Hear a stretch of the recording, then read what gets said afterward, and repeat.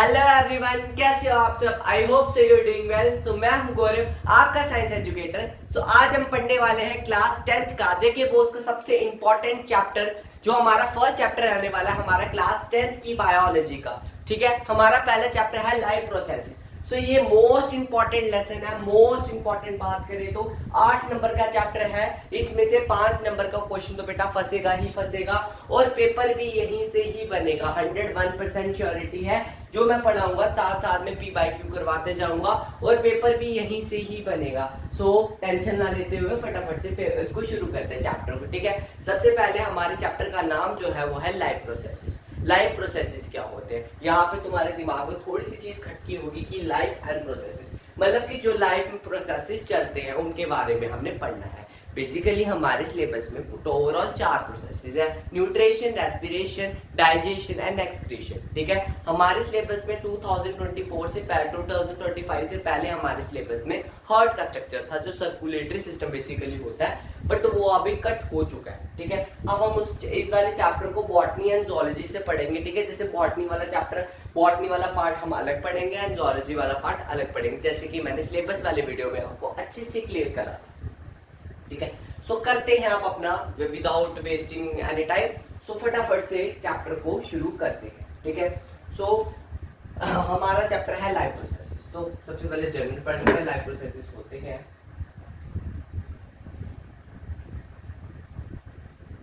क्या होते हैं लाइफ प्रोसेसेस? लाइफ प्रोसेसेस एक ऐसे इवेंट्स होते हैं, एक ऐसे प्रोसेसेस होते हैं जो कि हमारे लिविंग ऑर्गेनिज्म में हेल्प करते हैं चीजों को इजी करने में।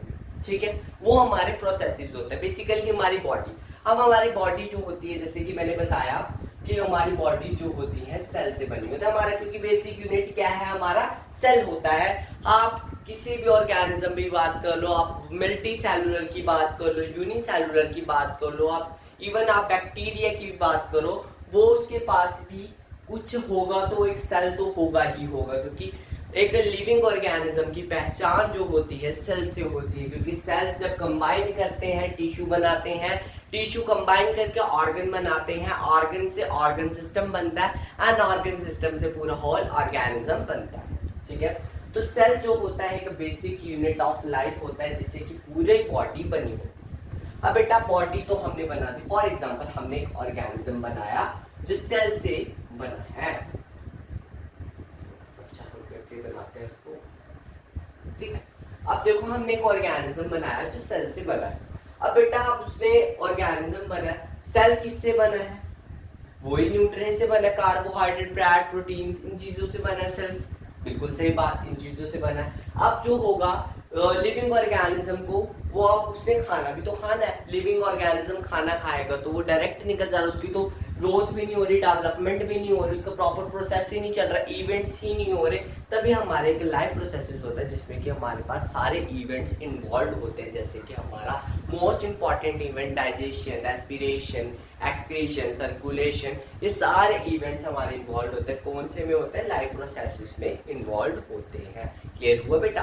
लाइफ प्रोसेसेस एक ऐसे इवेंट होते हैं जो कि हमारे लिविंग ऑर्गेनिज्म की मतलब कि हेल्प करते हैं। Basically help in the sense कि हमारे कोई डाइजेशन में हेल्प कर रहा है, कोई एक्सक्रीटरी में हेल्प कर रहा है, कोई सर्कुलेशन में हेल्प कर रहा है। जो बॉडी जो होगी लिविंग ऑर्गेनिज्म की, या लिविंग बॉडी जो भी किसी भी ह्यूमन बीइंग की बॉडी ले लो, कोई भी लिविंग ऑर्गेनिज्म की बॉडी डिपेंड करती है, वो उन किस पे डिपेंड करती है? लाइफ प्रोसेसेस पे डिपेंड करती है। कोई दिक्कत परेशानी अभी तक नहीं होनी चाहिए।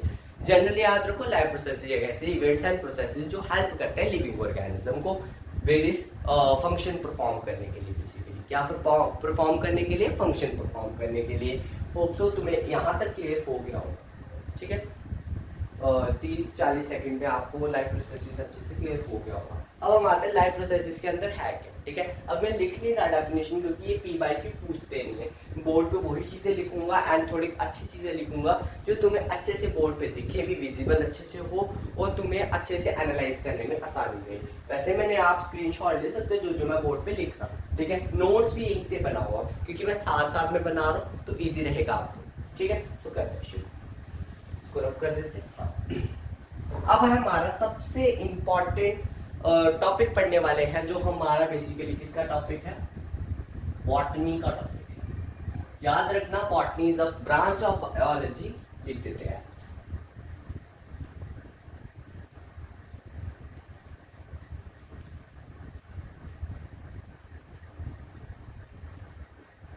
जिसमें जो क्या डील्स करती है, स्टडी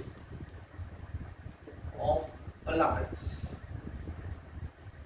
वैसे तो ये वाला पार्ट जो हम पढ़ने वाले हैं, जो बेसिकली अब हम लाइफ प्रोसेसेस में से जो हम न्यूट्रिशन अभी पढ़ने वाले हैं, तो वो तो हमारा प्लांट्स में भी होता है एंड एनिमल्स में भी होता है, तो वो बेसिक पार्ट आ गया। बट इन मतलब स्पेशलाइजेशन में बोले तो उसमें हम बॉटनी में उसको कंसीडर करते हैं, बॉटनी में पढ़ते हैं उस चीज़ को। क्लियर हुआ बेटा? अब हम फटाफट शुरू करते हैं, ठीक है। तो हमारा पहला टॉपिक जो है हमारा बॉटनी का, न्यूट्रिशन। न्यूट्रिशन क्या होता है? तो ये वाला जो टॉपिक है बेटा, इस साल 2026 में डायरेक्ट पूछ लिया है। 2026 में 5 नंबर का ये सवाल आ गया है, तो इसको आप हल्के में लेके मत चलना। साथ साथ में बहुत ज्यादा इजी तरीके से कराने वाला हूं, बहुत ज्यादा, कि आपको वीडियो देखते देखते सब कुछ याद रहने वाला है। नोट्स बनाने की भी जरूरत नहीं पड़ेगी, क्योंकि आपके ऑलरेडी माइंड में नोट्स हो जाएंगे। ठीक है, तो फटाफट से शुरू करते हैं। न्यूट्रिशन। न्यूट्रिशन हमारा एक ऐसा प्रोसेस होता है जिसमें कि ऑर्गेनिज्म क्या करता है, खाना खाता है, अपनी ग्रोथ एंड डेवलपमेंट करता है। समझ आया? ऑर्गेनिज्म क्या करता है, न्यूट्रिएंट्स को लेता है। न्यूट्रिएंट्स मतलब खाना, खाना मतलब खाने में न्यूट्रिएंट्स ही होते हैं ना, कार्बोहाइड्रेट, फैट, लिपिड्स वगैरह। वो क्या करता है, ऑर्गेनिज्म क्या करता है, खाने को लेता है, मतलब खाने को खाता है और अपनी ग्रोथ और डेवलपमेंट करता है। अब हमने फिर से इंसान बनाना पड़ेगा यार। एक इंसान है, थोड़ा पतला हो गया। अब इसने खाना खाया, ठीक है। बेसिकली अब इसने खाना खाया, मतलब खाना क्या खाया, बेसिकली न्यूट्रिएंट्स को लिया। क्या खाया बेटा?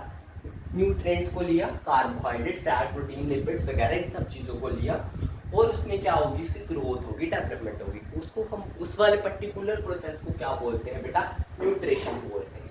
कोई दिक्कत परेशानी अभी तक नहीं हुई होगी। ऐसा प्रोसेस जिसमें कि ऑर्गेनिज्म क्या करते हैं, खाना खाते हैं, अपनी ग्रोथ एंड डेवलपमेंट करते हैं। खाना लेते हैं, ग्रोथ एंड डेवलपमेंट लेते हैं, करते हैं बेसिकली। अब खाना खाना ये आप पेपर में नहीं लिख के आओगे, मतलब बेसिकली आप टर्म यूज करोगे इसके लिए, क्या करोगे, न्यूट्रिएंट्स। बेसिकली ऑर्गेनिज्म क्या करता है, न्यूट्रिएंट्स को लेता है और अपनी ग्रोथ और डेवलपमेंट करता है। कोई दिक्कत परेशानी नहीं होनी चाहिए, ठीक है। लिखते हैं, it is a process in which organism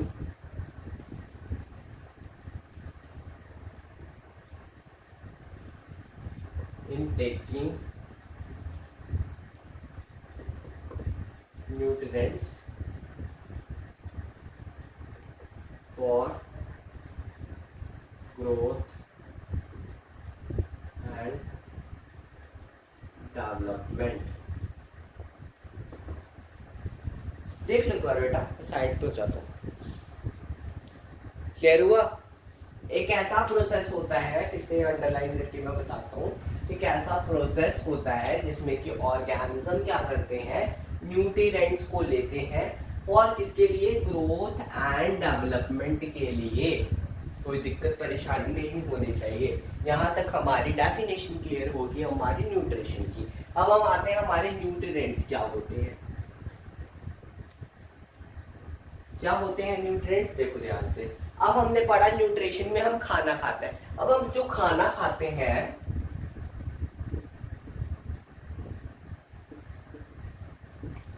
वो हम एक्चुअल में क्या खाते हैं, बेसिकली एक्चुअल में हम खाते हैं हमारे न्यूट्रिएंट्स। क्या खाते हैं बेटा, न्यूट्रिएंट्स में। एक्चुअल में हम उसको क्या खाते हैं, एक्चुअल में क्या खाते हैं, बेसिकली हम न्यूट्रिएंट्स को खाते हैं। न्यूट्रिएंट्स क्या होते हैं, basically carbohydrates, vitamins, lipids, proteins, fats, सारी चीजें। ये सारे क्या है, हमारे कार्बोहाइड्रेट्स। एक्सेट्रा लगा दिए, बहुत ज्यादा होते हैं, तो मैंने यहाँ तक लिख दिया, ठीक है। Carbohydrate, vitamins, lipids, proteins, fats etcetera, ये सारे क्या है, न्यूट्रिएंट्स है। बेसिकली ऑर्गेनिज्म इन सब चीज़ों को लेता है अपनी खाने में लेता है एंड ग्रोथ एंड डेवलपमेंट करता है। तो हमारा न्यूट्रिशन, हमने अभी तक क्या क्या क्लियर किया बेटा, ध्यान से देखना। हमने अभी तक न्यूट्रिशन पढ़ा, न्यूट्रिएंट्स पढ़े, ठीक है, और जनरल इंफॉर्मेशन हमने लाइफ प्रोसेसेस के बारे में भी पढ़ी, ठीक है। तो हमने अभी तक एक टॉपिक कवर करा है। बेसिकली अभी हमने बॉटनी का एक टॉपिक कवर कर चुके हैं, वो हमारा न्यूट्रिशन था। अब हम टाइप्स ऑफ न्यूट्रिशन कवर करने वाले हैं, तो मोस्ट इंटरेस्टिंग चलने वाला है। तो होप से तुम्हें यहाँ तक कोई दिक्कत नहीं आई होगी, क्योंकि मैं 2-3 बार रिपीट करा है। होप से तुम्हारे दिमाग में बैठ गया होगा कि यहाँ तक जो मैंने अभी वाली स्लाइड में लिखा है, तो आप होप से तुम्हें क्लियर हो गया होगा अच्छे से, ठीक है। तो हम आते हैं टाइप्स ऑफ न्यूट्रिशन पे, ठीक है। तो ध्यान से देखो एक बार आप,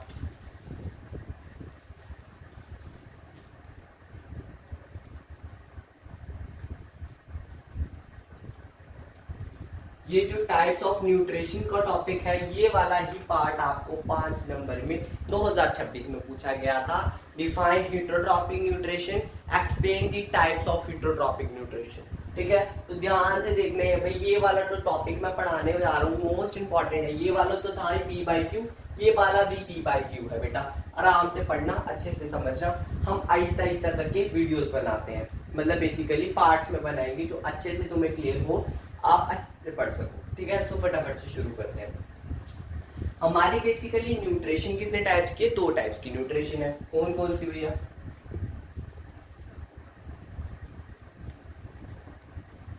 autotrophic and heterotrophic. Autotrophic and heterotrophic क्या है बेटा? ध्यान से देख लो, ऑटोट्रॉपिक एंड हेटेरोट्रॉपिक 2 टाइप्स की हमारी न्यूट्रिशन है,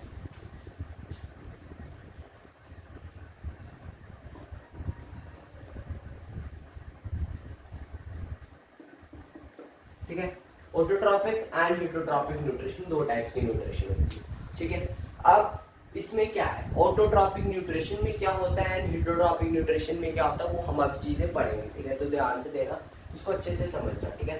तो देखो ध्यान से, ऑटोट्रॉपिक न्यूट्रिशन में एक ऐसी न्यूट्रिशन होती है जिसमें कि क्या करते हैं, ऑर्गेनिज्म अपना खाना खुद ब खुद बनाते हैं।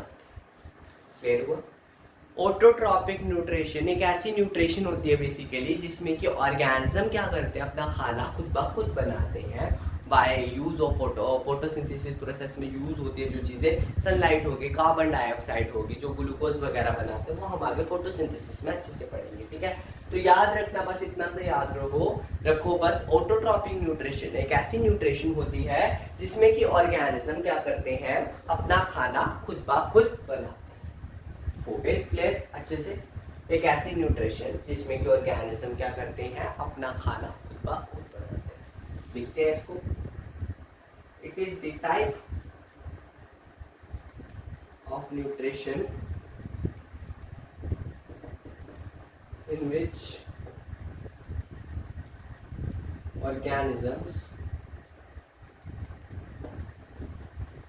make their own food।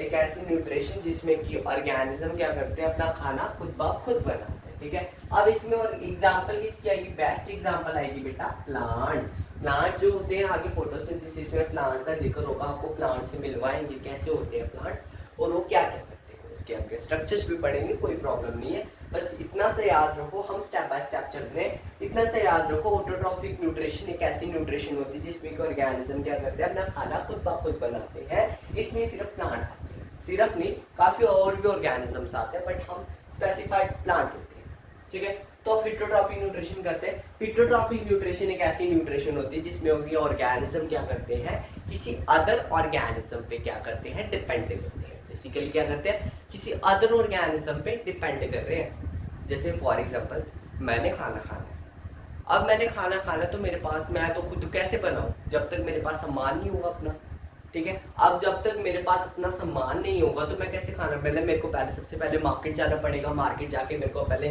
सामान लेना पड़ेगा जो मैंने खाना बनाया। जैसे मैंने दाल चावल बनाया, मेरे को दाल भी चाहिए, चावल भी चाहिए, उसके अंदर इंग्रेडिएंट्स भी चाहिए डाल, मतलब कि मेरे को ऑटोमेटिकली मैं किस पे डिपेंड कर रहा हूँ, मतलब बेसिकली मैं डिपेंड किस पे कर रहा हूँ, दुकानदार पे जो मुझे सामान देगा, तो मैं आगे से चीज़ खरीदूंगा, फिर आगे घर आऊँगा, उसको धोऊंगा, खाना बनाऊंगा, मतलब बेसिकली मैं डिपेंड किसी कर रहा हूँ अदर चीज़ों पे। वैसे ही ये कैसे ये ऐसे वाले ऑर्गेनिजम्स होते हैं, बेसिकली वो किस पे डिपेंड करते हैं, किसी अदर ऑर्गेनिज्म पे डिपेंड करते हैं। क्लियर हुआ, किसी अदर ऑर्गेनिज्म पे डिपेंड करते हैं। फॉर एग्जांपल जैसे कि ग्रास है, ग्रास एक प्लांट है, बेसिकली प्लांट मतलब एक ऑर्गेनिज्म, ग्रास एक ऑर्गेनिज्म है बेसिकली। तो उसको कौन खाता है, बेसिकली गोट खाती है, मतलब कि गोट खाते, बकरी खाती है, मतलब वो क्या कर रही है, ऑटोमेटिकली किस पे डिपेंड कर रही है, ग्रास पे डिपेंड कर रही है। ठीक है, अब वो उसको ग्रास नहीं मिलेगा वो तो मर जाएगी, क्योंकि वो हार्बीवोरस है। हार्बीवोरस ऑर्गेनिज्म क्या करते हैं, सिर्फ ग्रीन प्लांट्स खाते हैं। तो बेसिकली वो चीज़ है। आगे हम फूड चेन फूड वेब पढ़ेंगे, कोई दिक्कत मसला नहीं है इस चीज़ का, बस आप याद रखो एक ऐसे ऑर्गेनिजम्स होते हैं जो किस पे डिपेंड करते हैं, किसी अदर ऑर्गेनिज्म पे क्या करते हैं, डिपेंड करते हैं। कोई दिक्कत परेशानी नहीं होनी चाहिए। लिखते हैं इसको, it is the type of nutrition in which organisms depends on other organism। इसमें एग्जांपल बेटा किसकी आएगी, एनिमल्स की, इंक्लूडिंग ह्यूमंस भी आएंगे इसमें।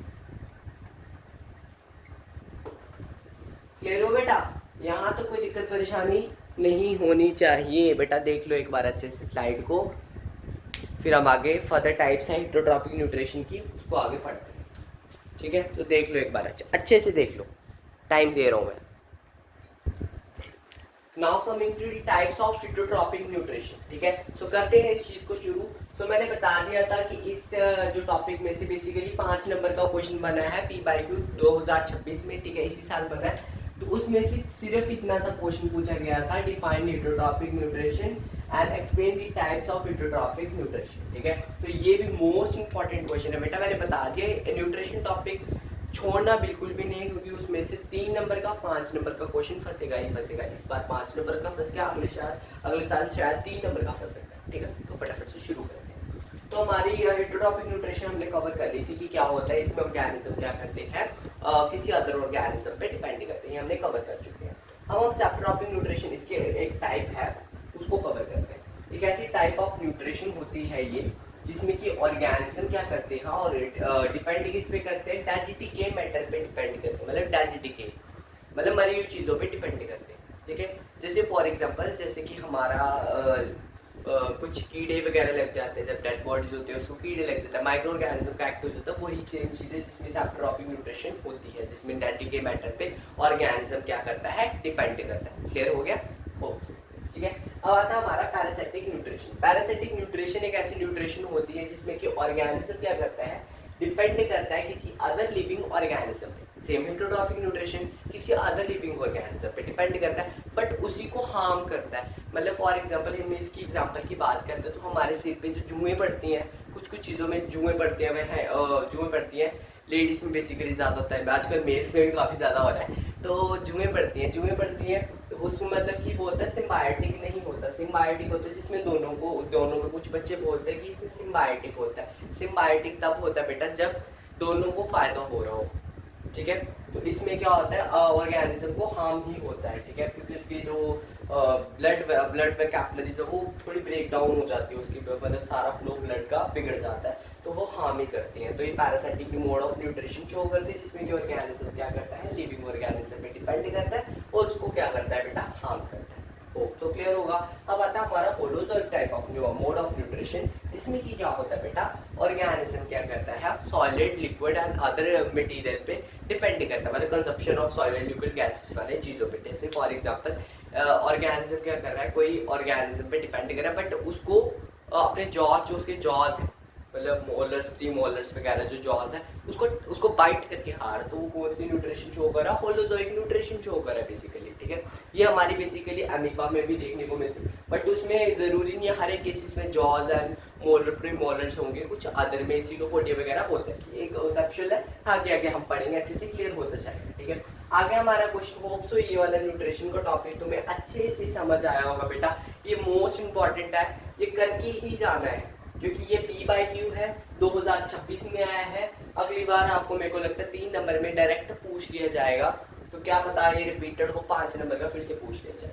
तो ये वाला जो मैंने न्यूट्रिशन का टॉपिक कराया, लाइफ प्रोसेसेस, न्यूट्रिशन, न्यूट्रिएंट्स और टाइप्स ऑफ न्यूट्रिशन और इसके आगे फर्दर मोड्स ऑफ न्यूट्रिशन, तो अच्छे से करके जाओ, ठीक है। तो अब हमारा आगे लास्ट टॉपिक है न्यूट्रिशन वाले टॉपिक का, फिर हम नेक्स्ट वीडियो में फोटोसिंथेसिस पढ़ेंगे, जो हमारा अगला टॉपिक है बॉटनी का, ठीक है।